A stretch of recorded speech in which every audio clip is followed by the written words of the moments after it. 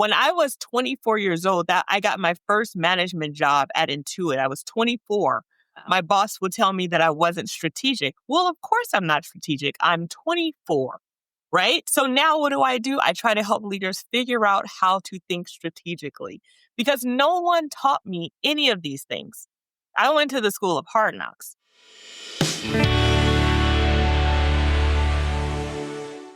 Welcome to Evoke Greatness, the podcast for bold leaders and big dreamers who refuse to settle. I'm your host, Sunny. I started in Scrubs over 20 years ago, doing the gritty, unseen work, and climbed my way to CEO. Every rung of that ladder taught me something worth passing on. Lessons in leadership, resilience, and what it really takes to rise. You'll hear raw conversations, unfiltered truths, and the kind of wisdom that ignites something deeper in you. Your courage, your conviction, your calling. This show will help you think bigger, lead better, and show up bolder in every part of your life. This is your place to grow. Let's rise together.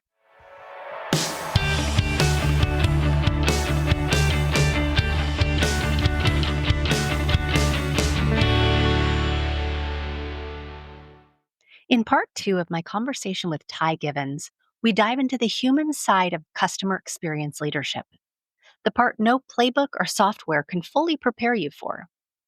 You're going to learn practical ways to build self-trust and resilience as a leader in high-pressure environments, why being transparent about mistakes is one of the fastest ways to build credibility and trust, and how to balance metrics like speed and efficiency with empathy and well-being. Okay, let's hop into it. You've talked about the emotional cost of being promoted before you're ready, and you referenced it a little bit like, hey, I'm this age, and I find that so often in leadership. Sometimes we promote people into a role because they were really good in their last role with very little training or setting them up for success in this promoted role. Yeah. I'm curious for your journey, how did imposter syndrome show up and how did you overcome it? Oh my gosh. First of all, funny story. Before I went to Intuit, when I was 24 years old, I was working for the Expo Design Centers, which is a Home Depot company. This is like during that, huge surge in the real estate market where everyone was buying, remodeling, flipping homes, things like that. It's around 2006. And this lady, her name is Jules. I hope she doesn't mind me saying her name. Jules was emailing me a lot. And, on my Yahoo account, to give you an idea of how old this was. And I would see her messages and it was like, workforce manager. And I'm like, I'm not ready to be a manager. So I would ignore it. And so I had gone to an event for Expo with one of our vendors. And I told them, hey, if you guys need me, give me a call. Well, if you called outside phone numbers, it would show up as unknown. So I get a call from an unknown number. I think it's work. So I step out to answer it. It's Jules. And she's like, I'm trying to get in touch with you. I think you will be perfect for this role. I was like, I am not ready to be a manager. And then she's like, but I really think you are. And so I go in for the interview. I get the job. I didn't even really know what I was supposed to do. And because the term manager to me sounded so official, I was blessed. My first employee was a guy named Scott. We're still friends to this day. And I think that I had this expectation of how I was supposed to show up because I was a manager.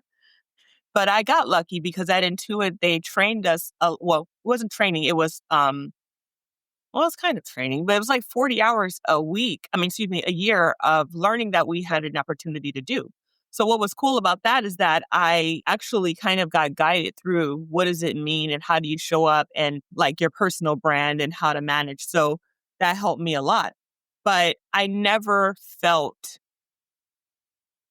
what's the word, maybe worthy? Like I always felt like maybe like, should I be doing this? Is this the right thing? And, to be honest with you, I don't know that has ever truly gone away. It doesn't matter what I accomplish. Every day I get up, and because I am never satisfied with the status quo, I'm always a little bit unsure. And I kind of if for my company, like I said, I've been around 9 years. It took me 2 years to say that I was the CEO. I didn't want to say that because I felt like that was like, who was I to think that I should be a CEO, you know? And yeah, it happens every day, but I get up and I do my best and I'm okay with that. Yeah. I think we take a lot of lessons though. And as we have been through that, and I don't know a person who hasn't felt that way at one point in time or another. What you just shared took me back to my very first management role. And I remember I went to the very first meeting, like where all the leaders sat around the table. And I I was certain that someone was going to stand up and say, "What is she doing here?" Like, I was certain of it. Somebody, the gig was up, I was busted. Somebody was going to be like, "She has no idea what she's doing," because that's how I felt. Yeah. And and so I reference that story a lot as I work with leaders, but I also take that experience and I think about leaders today. In my business Yeah. today, we're doing some reverse engineering where making sure that our leaders have the training they need. May have been on board for a year now. We're going back to square one and building a playbook, a training playbook. So smart. It's never too late. It's never too late Yeah. to recognize that. But I think sometimes taking our own experience and actually, it reveals the human side of what we do. And Yeah. there are some of those feelings of unworthiness or now who's going to figure it out? Yeah. Yeah. And being 24, this person on our team was 13 years my senior. And they would like refer to me as little Ty. And, I remember there was like a change of the guard. We had a new VP that came in and he wanted me to work on a different project. And so he was going to make me a project manager. And so he's like, but I need you to find someone to backfill for workforce management. So I started looking into that, found someone who I thought would be good on the team. And I'll never forget her boss said, "Oh, Ty's a junior manager." I'm like, I think I'm the same kind of manager she is. But okay, cool, like whatever, whatever makes people feel good because I guess to have a 24-year-old on the team didn't feel the same. And so those things chip away. Being told you're not strategic, that chips away. But it also at the same time can be fuel because, I feel like I'm pretty decent at my job, but I definitely have opportunities and I'm human. Yeah, sure. When you think about the strategies around like self trust as a leader, what Yeah. strategies can help, I guess, those customer experience emerging leaders as they kind of start to build self trust within themselves or resilience as they step into more higher roles or more demanding roles? You know, make no mistakes because if you're worried about being perfect, then good luck, right? Making new mistakes and then be transparent about the ones that you make because what that does is that builds trust not only for you but it builds trust for the people that you're working with and you'll start to learn to trust yourself more. You'll know what you're good at and what you're not good at. So for example, I don't fancy myself a good people manager at all. I can be introverted, very much like being an individual contributor, but I cannot be that and operate in the capacity that I am. So I constantly have to remind myself to kind of like step out of my box and to actually help other people shine instead of me being the one that's, good at building this process. It doesn't matter. Build the process, hand it off, let someone else own it and run it. But I think that one of the ways in which I've been able to get past, being worried about or consumed with, what people may think is to just be like, yeah, I only make mistakes on days that end with Y. I say that all the time. I make mistakes every day. I just try to make new ones. That's the thing. And some, sometimes I make the same ones. I don't mean to, but it happens. Right.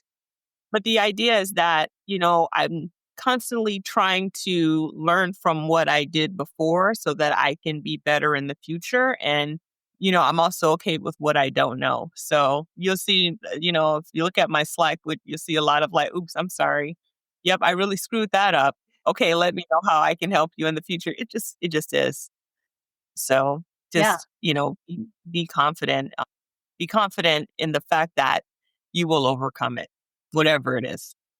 Yeah, and it's lessons, not losses, right? Oh, It's I love that. facing that in a way where you take those things not as a hit to your ego or that you don't know what you're doing. Rather, it's like, okay, great. Like you said, I want to learn new mistakes. Like I want to Yeah. learn the new things because then I've learned the old things and I've actually got the lesson out of it. Yeah.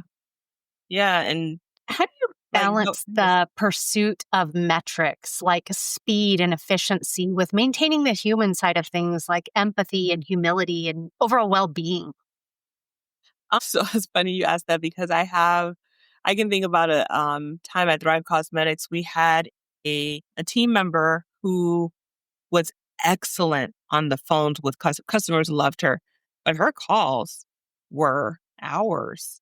It could be 2 hours, 1 hour, which is a long time because you're trying to operate with, 5, 6 minute handle time. And with that, you really have to take it case by case. But the idea is, what is that trade off, right? So if she's on the phone for an hour, but she's increasing average order value because now that person was going to buy, one product, but they ended up buying 6 products because of her guidance. That's worth it. Right.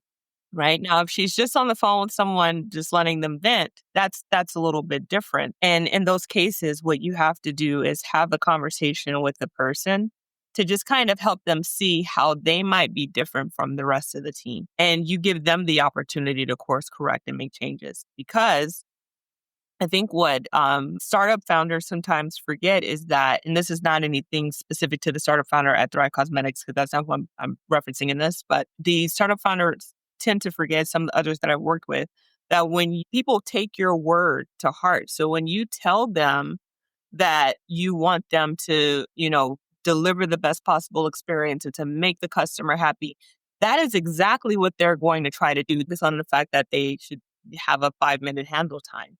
And so it's just a balance. And like you take a company like Zappos, I think their longest was 8 hours or something wild like that. If you call and talk to this day, they'll just converse with you. Like it really is about what they understand is it's really about the net promoter, Mm. like what other people are saying about your business to people that they love and trust that matters more than, you know, that time. So the metrics thing can be hard. What I've found though is just giving people the awareness really, really helps because a lot of times they just don't know and they really do think they're doing the best work that they could possibly do. And I'm sure you've worked with a lot of kind of help desk, if you will, right? Like air quotes help desk, but like whatever that department is that helps customers navigate. What's the most common kind of patchwork issues that you've seen, those types of help desk systems? And what's the simplest step for people to actually start fixing them? Yeah, the way that the way that they organize their workflow. So you take a tool like Zendesk, the workflow is organized through views typically. And if you don't set up those views properly, then you can actually lose tickets. So we see that a lot where people will say, my tickets are lost or I can't find my tickets. And the answer really is in the way that the views are organized. So we have a standard system we do which starts with tickets assigned to you. Then, ironically, the next one isn't just tickets that are like waiting. There are tickets that are older than your service level. So if you want to enter 24 hours, then we go to tickets that have been waiting for 24 hours, whether they're assigned or not. Why? Because if I call out today, but my customer replies back, they're going to have to wait until I get back unless the ticket's in that view. Then we'll jump down into new tickets and then we'll go into your on hold tickets. So we have like a really clear strategy on how we approach that. And I think one of the biggest ones we find is I don't know where my work is. I can't work next. I can't see what I need to do next. As you look ahead at the future, what core skills or mindsets do you think will define successful customer experience leaders in the age of AI and rapid scaling? You have to be really good at processes. I know if I go back to like my Home Depot days, even Office Depot, because I was there too, that customer service leader was very different than the one that we have today. So back then, you had that your job was people management and leadership, coaching, discussions, the reports that you managed to, someone sent those to you. You didn't have to go and find your own information. You want to find out if someone's doing well on the phones, then you just ping the quality department for them to send over the scores. So you had everything pretty much given to you so that you could have conversations with people. Today, the CX leader is expected to generate all of that information and still have the conversation. So if you're not good at setting up and organizing processes and leveraging AI in different ways to help you automate that work and surrounding yourself with good people who can take things off your plate, it's going to be hard because the name of the game is no longer just, coach people. The name of the game is how do you become more efficient? Because, companies are seeing AI and they're baking that into budgets thinking we're going to hire 50% less because now we have AI. And it's like, it doesn't exactly work that way. So I would say understand processes, understand knowledge management. Those are things that are really going to shape up the way that the CX leadership role changes 2025 and beyond. When you think about customer experience leadership, what's a truth that nobody openly talks about but needs to be said out loud? That nobody really knows the right way to do anything Hmm. because there's no such thing as right. It's just what's right for that company or business. So sometimes I'll interview people that I may be considering bringing on, and I'm like, so what do you think is the best customer experience? And if they give me a very clear answer on what they think is right, they're not a good fit. Because at the end of the day, the best customer experience is the one that is best for that company. So we have a client who is not interested in AI and automation. People might think that's odd. They don't want it. It's not bad. It's just not what they want. Sure. That's okay. Then we have another client who's like, the last thing I want is to get a ticket. So can you please help me to set up everything to deflect as much as I can? I'll answer one, but I don't want to. Help me. Sure. So it's really about what is understanding that there's no such thing as a right way to do things. And Hmm. I think that is one thing that nobody wants to talk about. When, even when you go to events, everybody wants to sound like they know how to deliver the best experience. It's like, that's so subjective. Right. The best experience is the one that your client wants. Love that.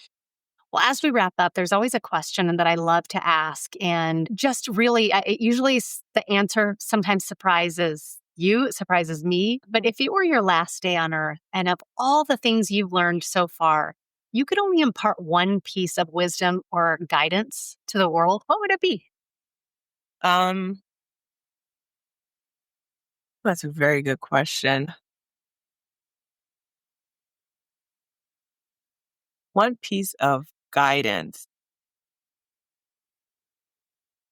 You're enough. Mm, You're enough. My niece is going off to college. Shout out to Tuskegee. Hey, she's going off to college, and so we get to for our last dinner while she's living in Los Angeles before she heads out. And so I'm like trying to give her all of this stuff that I wish someone would have told me at 17, 18, so that she can be as prepared as possible. I can't prepare her for everything. Her mom can't. None of us yeah, can. right. But one of the things that I did tell her is like, one day you're going to go through something that you're not going to be able to explain. You're going to be good to someone who's not good to you. And at the end of the day, I don't want you to think there's something wrong with you Right. because there isn't. Sometimes people just make decisions and you alone, you're enough. Oh, I love that. Amen to that. I love your ability to weave in, again, like the human side of you. what you do. And it really is so ingrained in it, but you just articulate it very well. Thank you. And so I appreciate you sharing your story and sharing more about what you do. But Ty, I would love for you to share. We'll put all this in the show notes, but where can people find you, find out more about your business? If they're looking for some of these playbooks that you talked about, where would they find them? So the playbooks you'll find at cxcollectiveadvantage.com. Okay. And then from there, you'll be able to like browse a list of what's available. We actually have a YouTube channel where we do overviews. It's AI generated. I don't hide that. It is what it is. But it's an AI generated podcast style overview of each of the courses. And the idea there is it for you to really understand like, hey, do I need to do this, or is this enough? Because if you find what you need on YouTube, then more power to you. If you want to learn anything about consulting, it's cxcollective.com. I'm on LinkedIn. I am super responsive because I'm a customer support person. So feel free Yes. to reach out. But yeah, like I'm super accessible, and I try if I take on a consulting client, I want to make sure that it's me that they see most of the time. Awesome. Well, I appreciate you coming on. Thank you for sharing time and your wisdom and knowledge of what you do that is applicable to so many. Doesn't mean that someone has to have necessarily even like a dedicated customer experience Right. department. It means how do we want our customers to feel our support, right? And so Yeah. you have talked about your services and what you do and really your expertise so well that anybody can take something away from it. So I appreciate your time, Ty. Thank you so much for coming on. Thank you so much for having me. I'm grateful to be here.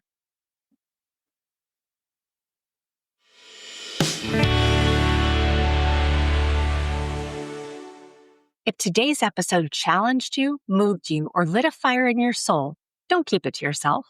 Share it with somebody who's ready to rise. Could I ask you to take 30 seconds to leave a review?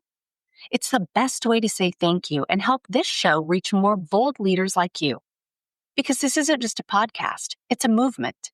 We're not here to play small. We're here to lead loud, one bold and unapologetic step at a time. Until next time, stay bold, stay grounded, and make moves that make mediocre uncomfortable.